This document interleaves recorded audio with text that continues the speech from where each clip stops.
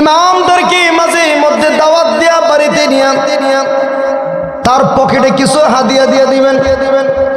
আপনি তো ইমামকে 7,000 টাকা বেতন দিলেন, এই 7,000 টাকা দিয়ে তার সংসার চালাতে হয়, তার বিবি সাহেবকে কাপড় কিনা দিতে হয়, এই 7,000 টাকা দিয়ে তার 2টা সন্তান আছে, 3টা সন্তানকে লেখাপড়া করাতে হয়, এই 7,000 টাকা দিয়ে তার মা বাবাকে লালন পালন করতে হয়, তার মা বাবার দেখাশোনা করতে হয়।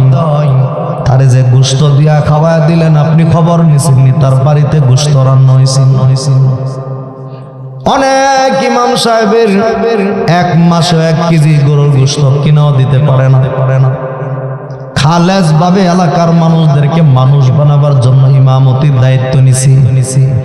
একজন রিক্সা চালক দৈনন্দিন রিক্সা চালায়া 1500, 1000, 2000 টাকা ইনকাম করে প্রতি মাসে 30,000 টাকা দাঁড়ায় যায়। অথচ একজন ইমাম 5 থেকে 7,000, 8,000 টাকা বেতন, দৈনন্দিন হাজিরা পরে 100-150 টাকা এমন। এই টাকা দিয়ে তার সংসার চলে। একবারও খোঁজ খবর নিয়ে দেখলাম না হুজুর আপনার বাড়ির সংসারটা কেমন ভাবে চলে।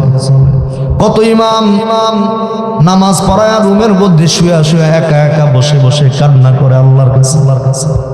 এই জাতীয় ইমামদেরকে, মহল্লার ইমামদেরকে মাঝে মধ্যে কদর করবেন। বাড়িতে 20,000, 50,000 টাকা খরচ করে দাওয়াত না খাওয়ায় ইমামকে অল্প তরকারি দিয়া খানা খাওয়ায় বাকি টাকাটা তার পকেটে দিয়া দিবেন। হুজুর আপনার পরিবারের জন্য 1 কেজি গোশত কিনা নিবেন। এই যে ইমাম সাহেব, সে একটা মুস্কি হাসি দিবে, তার পেট ভর্তি করে খাওয়াইলো, এই হাসিটা দিবে না।